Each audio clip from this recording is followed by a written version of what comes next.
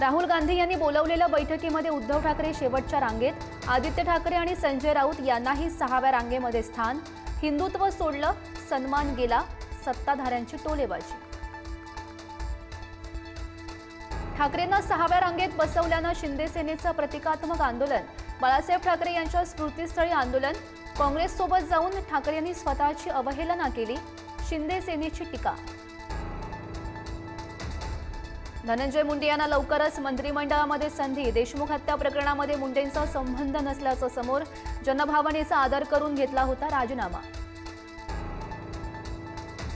Dharashiv drugs प्रकरणातील mastermind विनोद पिटू गंगणेच्या हस्ते महसूल मंत्री चंद्रशेखर बावनकुळे यांचा जाहीर सत्कार. ड्रग्ज माफियाकडून सत्कार करून घेतल्यानं नव्या वादाला तोंड.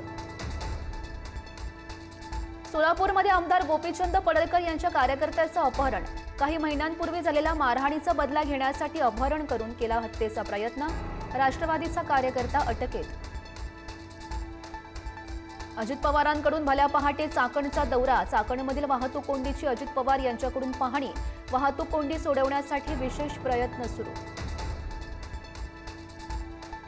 पुणे जिल्ह्यात नव्यानं 3 महापालिका कराव्या लागणार. उपमुख्यमंत्री अजित पवार यांची मोठी घोषणा.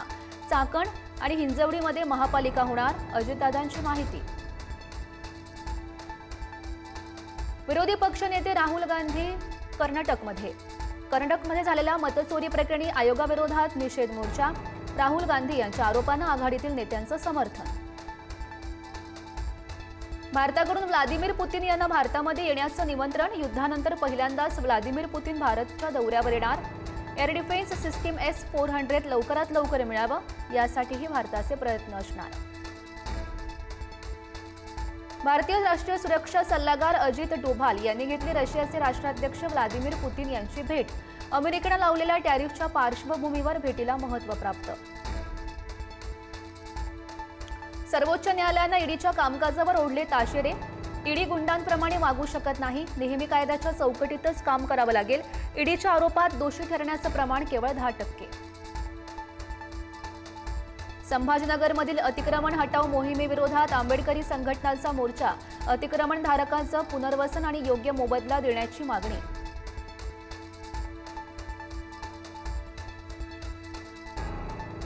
पुणे नागपूर वंदे भारत एक्सप्रेस 10 ऑगस्टपासून सुरू होणार. पंतप्रधान मोदींच्या हस्ते होणार उद्घाटन. आठवड्यातून 6 दिवस धावणार वंदे भारत एक्सप्रेस. पुणे नागपूर अंतर 3 तासांनी आता कमी होणार.